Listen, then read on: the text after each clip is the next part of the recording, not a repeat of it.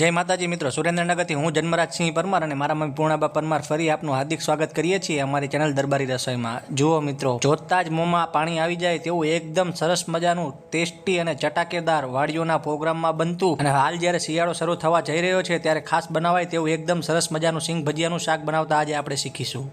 તો મિત્રો, આ શાક બનાવવા માટે આપણે અહીંયા મીઠું લેશું, ત્યારબાદ હળદર લેશું, ત્યારબાદ આ રીતે ખમણેલું બીટ લેશું, ત્યારબાદ ખાંડ લેશું, ત્યારબાદ કશ્મીરી લાલ મરચું પાવડર લેશું, ત્યારબાદ મિત્રો આપણે અહીંયા હિંગ લઈ લેશું, ત્યારબાદ વઘાર કરવા માટે અહીંયા જીરું લેશું, ત્યારબાદ ધાણા જીરું પાવડર લેશું, ત્યારબાદ મિત્રો આપણે અહીંયા કસૂરી મેથી લેશું। તદુપરાંત મિત્રો આપણે અહીંયા આદુ મરચાં અને લસણને લઈ લેશું।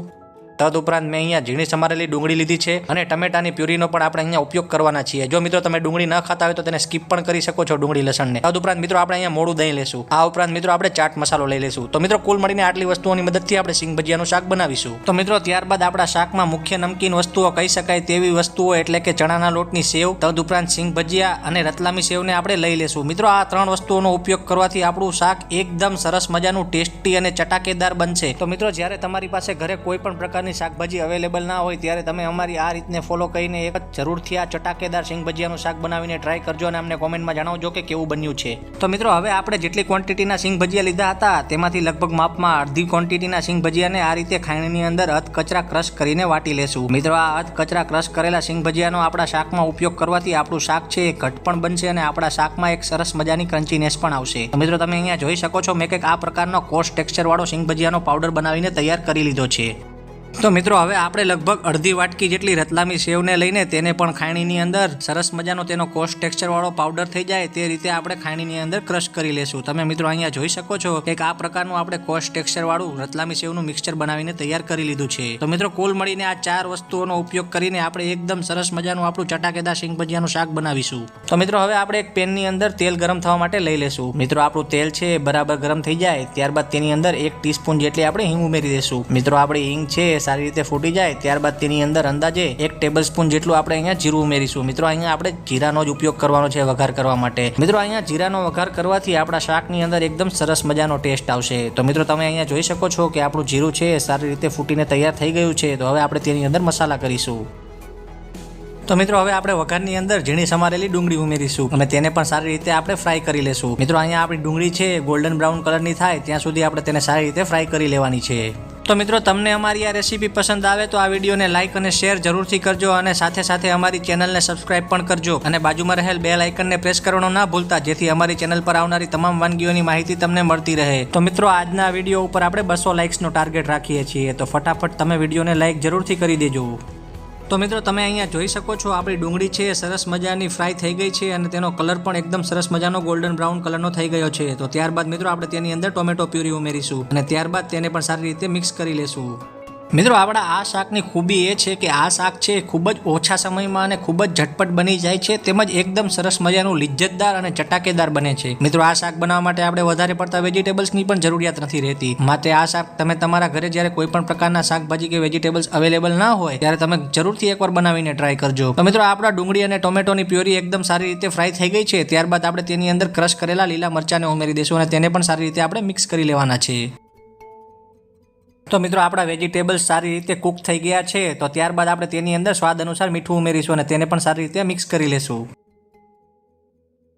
તો મિત્રો હવે આપણે આપણા વઘારની અંદર થોડી ખાંડ ઉમેરીશું। મિત્રો આપણે અહીંયા અંદાજે 1 ટેબલસ્પૂન જેટલી ખાંડનો ઉપયોગ કર્યો છે। મિત્રો તમે તમારા ટેસ્ટ અનુસાર ખાંડનો ઉપયોગ વધારે કે ઓછો કરી શકો છો, પરંતુ મિત્રો અહીંયા ખાંડ આપણા શાકમાં એક સરસ મજાની સ્વીટનેસ પ્રોવાઈડ કરશે તેમજ આપણા શાકના ટેસ્ટને બેલેન્સ કરશે। મિત્રો અહીંયા સિંગ ભજીયા તેમજ રતલામી સેવનો આપણે ઉપયોગ કરતા હોવાથી આપણા શાકની અંદર થોડી તીખાશ રહેશે, માટે ખાંડનો ઉપયોગ કરવાથી આપણી તીખાશ છે સારી રીતે મેન્ટેન થશે। ત્યારબાદ મિત્રો આપણે આપણા શાકની અંદર ગ્રેટ કરેલું એટલે કે ખમણેલું બીટ ઉમેરીશું। મિત્રો અહીંયા બીટ ઉમેરવાથી આપણા શાકની અંદર એકદમ સરસ મજાનો તેનો કલર પણ આવે છે અને તેનો એક ફ્લેવર પણ આપણા શાકની અંદર સરસ મજાનો આવે છે। તો મિત્રો જો તમારી પાસે બીટ અવેલેબલ હોય તો ખમણીને તેનો ઉપયોગ કરવાથી આપણું શાક છે તેનો ટેસ્ટ એક અલગ જ લેવલનો આવશે। તો મિત્રો તમે અહીંયા જોઈ શકો છો કે ગ્રેટ કરેલું બીટ ઉમેર્યા બાદ આપણા શાકની અંદર કેટલો સરસ મજાનો તેનો કલર આવી ગયો છે। ત્યારબાદ મિત્રો આપણે તેની અંદર અંદાજે 1 ટેબલસ્પૂન જેટલી હળદર ઉમેરીશું। મિત્રો આપણી હળદર ઉમેરાઈ જાય ત્યારબાદ તેની અંદર અંદાજે અડધો ટેબલસ્પૂન જેટલું આપણે અહીંયા ચાટ મસાલો અને અડધા ટેબલસ્પૂન જેટલો આપણે અહીંયા ધાણા જીરું પાવડર ઉમેરીશું અને આ બધી જ વસ્તુને સારી રીતે આપણે મિક્સ કરી લેવાની છે। મિત્રો આપણું આ શાક એટલું ટેસ્ટી અને ચટાકેદાર બનીને તૈયાર થાય છે કે નાના મોટા સૌ કોઈ આંગળા ચાટતા રહી જશે. મિત્રો આ શાક છે તેને તમે પરોઠા અથવા તો રોટલા સાથે ખાવાનું પ્રિફર કરજો. રોટલા તેમજ પરોઠા સાથે આ શાક ખાવાથી એનો ટેસ્ટ એક સરસ જ મજાનો લાગે છે. મિત્રો ત્યારબાદ હવે આપણે આપણા શાકની અંદર કશ્મીરી લાલ મરચું પાવડર ઉમેરીશું. મિત્રો અહીંયા મેં કશ્મીરી લાલ મરચું પાવડરનો ઉપયોગ કર્યો છે, પરંતુ જો તમે તીખું ખાવાના શોખીન હોય તો તમે અહીંયા ચીલી પાવડરનો પણ ઉપયોગ કરી શકો છો. તો મિત્રો હવે આપણે આપણા શાકની અંદર અહીંયા મોળું દહીં ઉમેરીશું.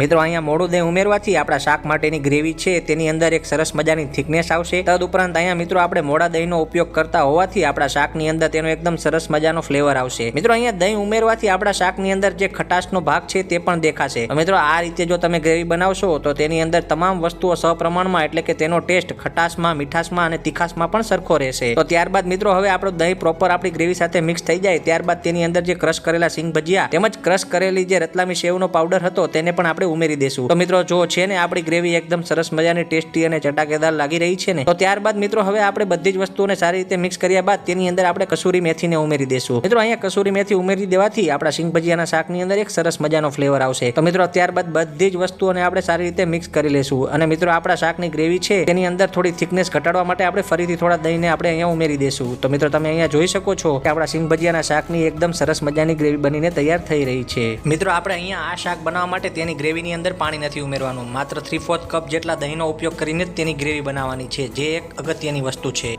તો મિત્રો હવે અંતત આપણા સિંગ ભજીયાના શાકનો પ્રાણ કહી શકાય અને મુખ્ય વસ્તુ આપણા શાક માટેની કહી શકાય તેવી વસ્તુ એટલે કે આપણે હવે સિંગ ભજીયાને ઉમેરી દેશું. મિત્રો આપણા સિંગ ભજીયાને આપણે અહીંયા ઉમેર્યા બાદ આપણે શાકને આ રીતે મીડિયમ થી લો ગેસની ફ્લેમ પર હલાવવાનું છે. ત્યારબાદ મિત્રો આપણે જે બેસનની ચણાના લોટની સેવ જે લીધી હતી તેને પણ આપણે શાકની અંદર ઉમેરી દેશું અને આ બધી જ વસ્તુઓને આપણે સારી રીતે મિક્સ કરી દેશું. ત્યારબાદ જે આપણે રતલામી સેવ લીધી હતી તેને પણ ઉમેરીશું. મિત્રો જો તમે અહીંયા વધારે તીખાશ ખાવાનું પસંદ કરતા હોય તો તમે ચણાના લોટની સેવને બદલે રતલામી સેવનું પ્રમાણ તેમજ સિંગ ભજીયાનું પ્રમાણ પણ વધારી શકો છો. પરંતુ મિત્રો આ પ્રકારે આ પ્રમાણમાં તમે જો તમામ વસ્તુઓને ઉમેરશો તો તમારા શાકનો ટેસ્ટ છે એકદમ સરસ અને ખૂબ જ બેલેન્સમાં આવશે. તો મિત્રો તમે અહીંયા જોઈ શકો છો કે એકદમ સરસ મજાનું ટેસ્ટી અને ચટાકેદાર આપણા સિંગ ભજીયાનું શાક બનીને તૈયાર થઈ ગયું છે. તો મિત્રો હવે આપણે આ શાકને સર્વિંગ પ્લેટમાં કાઢી લેશું. તો મિત્રો બનીને તૈયાર છે આપણું એકદમ સરસ મજાનું ટેસ્ટી, ચટાકેદાર અને જોતા જ મોંમાં પાણી આવી જાય તેવું સરસ મજાનું સિંગ ભજીયાનું શાક. તો મિત્રો તમે અમારી આ રેસીપીને ફોલો કરીને તમારા ઘરે પણ આ રેસીપીને બનાવીને જરૂરથી ટ્રાય કરજો. મિત્રો અમારો વિડીયો જોવા માટે તમારો ખૂબ ખૂબ આભાર. Thank you.